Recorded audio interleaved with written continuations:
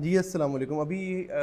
जो है वो मैंने ये देखा और ये सोच रहा था कि मैं अपनी फ़ाइल अभी एक कंक्लूड की है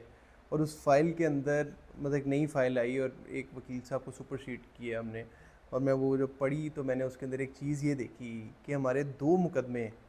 इसमें बड़ा एक इम्पॉर्टेंट लेसन है, स्पेशली जो जितने वकला हज़रात हैं या जिनके केसेस मुकदमे चल रहे हैं वो ये बात को समझेंगे भी और इस बात से उम्मीद है कोई पॉइंट भी लेके जाएंगे कि अगर एक गोल्डन रूल मैं आपको बता रहा हूँ किसी भी मुकदमे, हाँ वो फौजदारी ट्रायल हो या सिविल ट्रायल हो, ट्रायल कोर्ट की लिटिगेशन के लिए गोल्डन रूल है कि आप कभी भी अपनी कोई miscellaneous application without order disappear ना होने दें। डिसअपेयर होने का मतलब है कि हम अक्सर देखते हैं कि फ़ाइल के अंदर एक एप्लीकेशन गुम जाती है, उसका ज़िक्र ऑर्डर शीट पे भी नहीं होता, वो ना डिसमिस हुई होती है ना अलाउ हुई होती है और वो फ़ाइनल जो केस है वो डिसाइड हो चुका होता है और फाइनल जो केस है वो डिसीजन की तरफ जा रहा होता है। हमारे मुकदमे में डिसीजन की तरफ जा रहा है, लेकिन बड़ा एक इंटरेस्टिंग केस है कि एक सूट फॉर डिक्लेरेशन और सूट फॉर कैंसिलेशन हमने फ़ाइल किया और कुछ म्यूटेशंस को हमने कैंसिल कराना था। 2021 का केस फाइल्ड है और साथ में ही जो हमारे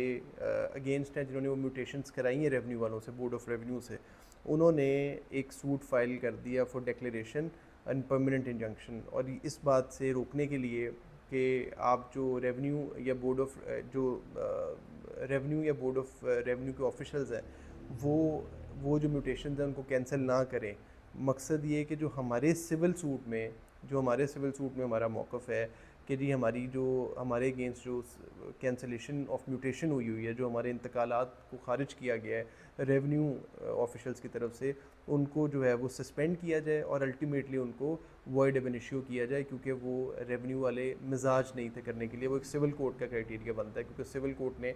एक डेक्लेरेशन डेवलप की थी, उस डेक्लेरेशन के नतीजे में वो रेवेन्यू एंट्रीज़ जो है वो हुई थी, जिनको बाद में बोर्ड ऑफ रेवेन्यू ने कैंसिल कर दिया। ये हमने अपना मुकदमा फ़ाइल किया 2021 में और साथ में आफ्टर 3 मंथ्स जो हमारे डिफेंडेंट है उन्होंने एक और मुकदमा फ़ाइल कर दिया, जो उन्होंने जो है वो सूट फॉर परमानेंट इंजंक्शन, उन्होंने उनको कहा कि जी रेवेन्यू वालों को रोक दिया जाए कि किसी किस्म की अब रद्दोबदल न की जाए। इसका मतलब है जो हम लोग अपने दावे में मांग रहे हैं उन्होंने उसके अगेंस्ट दावा जो है वो एक काउंटर सूट टाइप फाइल कर दिया, लेकिन हमें पार्टी नहीं बनाया, उसमें सिर्फ रेवेन्यू वाले तमाम लोगों को, लैंड रेवेन्यू अथॉरिटी को पार्टी बना दिया और वो मुकदमा चलता रहा। हम लोग उसमें फ़र्दर जो है वो एंगेज हुए अभी रिसेंटली, और मैंने उसमें आते साथ ही सबसे पहले जो है वो उनको एप्लीकेशन दी कि इन दोनों केसेस को क्लब कर दिया जाए, इनको नत्थी करके चलाया जाए। वो क्लब हो गए। क्लब होने के बाद मैंने आज जो फाइल पढ़ रहा था तो मैंने देखा उसमें एक 110 की एप्लीकेशन हमने दी हुई थी अपने जो उनका सूट है जो उन्होंने रेवेन्यू अथॉरिटीज़ के अगेंस्ट किया था, और वो 110 की एप्लीकेशन 2023 से दी हुई थी, और वो एप्लीकेशन जो है वो कहीं रिकॉर्ड में गुम गई और वो मामला उससे कहीं आगे चले गए और स्टे एप्लीकेशन पे बहस पे बात चली गई और वो 110 कहीं पे भी डिसाइड नहीं हुए। तो हम लोग टेक्निकली अपने वाले दावे में तो मुद्दई हैं, लेकिन जहाँ पे हमें मुद्दा नहीं होना चाहिए और जो डायरेक्टली दावा हमारी जो